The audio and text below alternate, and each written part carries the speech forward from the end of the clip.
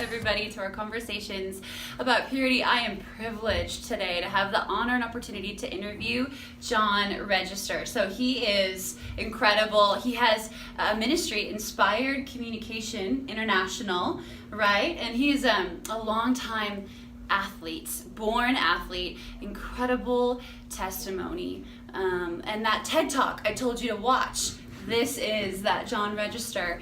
And so, John, I would love for you to kind of get to know our viewers a little bit, or for them to get acquainted with you. So if you could just briefly share a bit of your testimony regarding your journey, specifically around 1994, 1996, kind of leading into. Yes, that's great. Thanks for having me on. I really appreciate you and your platform and ministry as well. So it's hard to unpack. I mean, it's an easy testimony, but it's hard to unpack it. Yeah.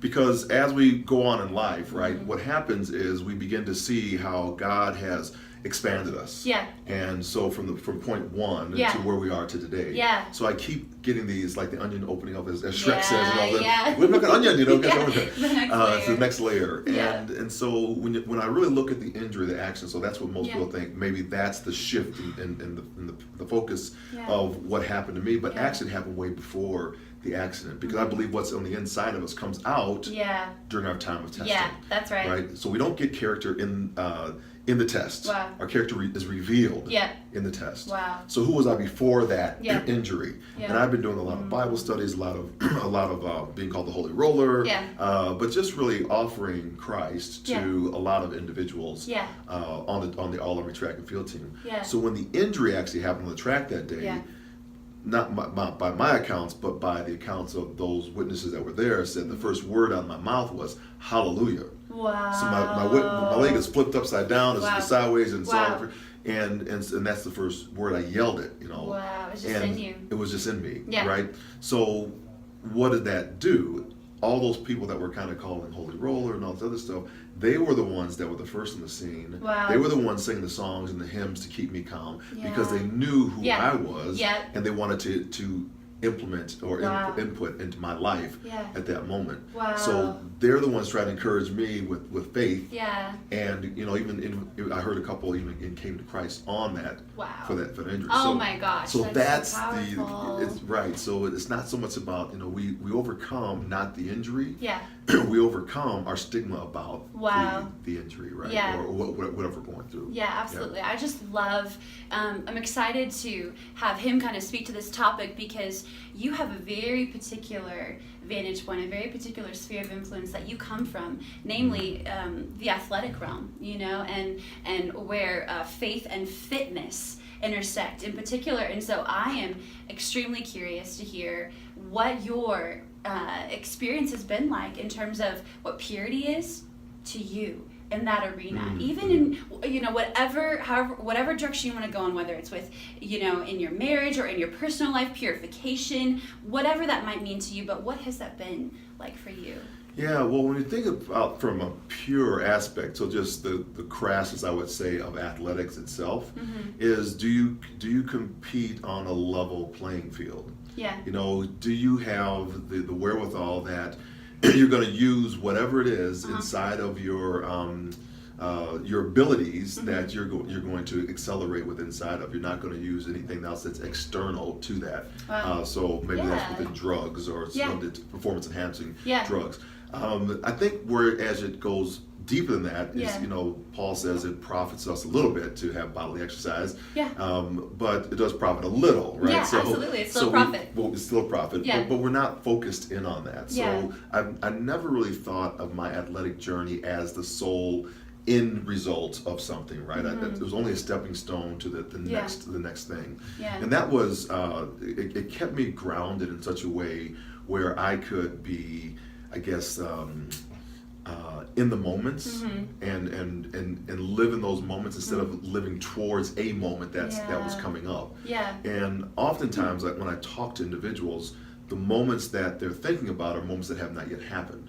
Yeah, so they're looking forward to this thing, and they're trying to manipulate their way to get to that end state. Yeah. Wherein there really is no linear path to that end state moment, because you can go up, down, and all over the place. You'll probably get there eventually, right? But it's probably not going to be the path in which you've chosen. So purity to me is, can you be authentic in the space that you are in right now? That's powerful. Yeah. Removing those impurities from the present, right? Being fully present in that moment and not letting those ill perspectives maybe kind of get in the way of your life, right? And moving forward. Wow. Okay, I love that. Thank you. I have not heard that perspective. Yeah, it's just a little different take. I mean, we often will look at, the past, present, future, right? Yeah. So most people they can't let go of something, they're living in the past. Yeah.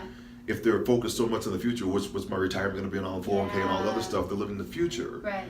But what about the right now? Right. I mean, I can plan as much as I want to, right. but stock market goes up and down, and and it may not be there. So where does your true purity lie? And if it lies within the sight of Christ, then there's an expected end. Because my end state wants to be to hear the Savior say, "Well done, thy good and faithful servant." Amen.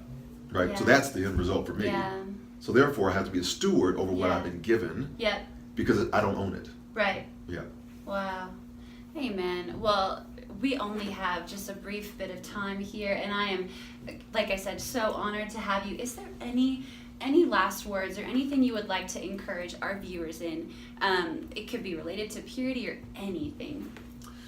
Yeah, I think what I would like to say, to y'all that are listening out there, that you have to remember, I frame it a couple different ways. One is that you are the inspirations, right? So why do I say I used to loathe the word inspiration, right? It was like, it didn't feel right.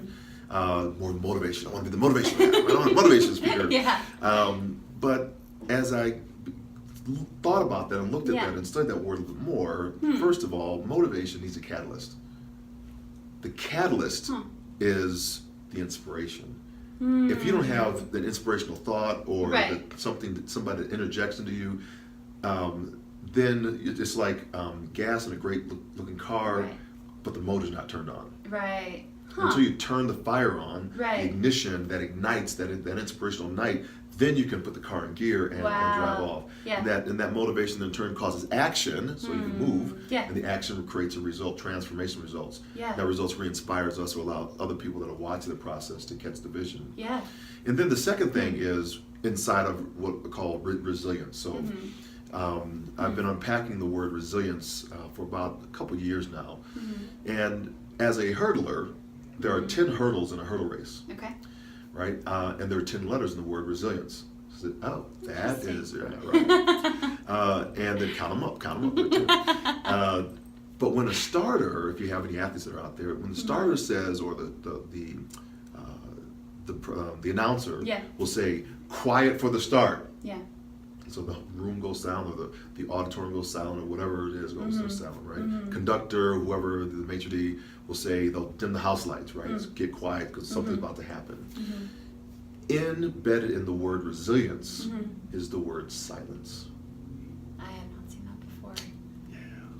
So silence is there. So why is it there? It's there because before we move off into what we think we need to do, we need to hear our voice or hear from God or hear those things first. So that we can go off in the right direction. And have that inspiration to be able to have that resiliency, but you need to be silent in order to be inspired.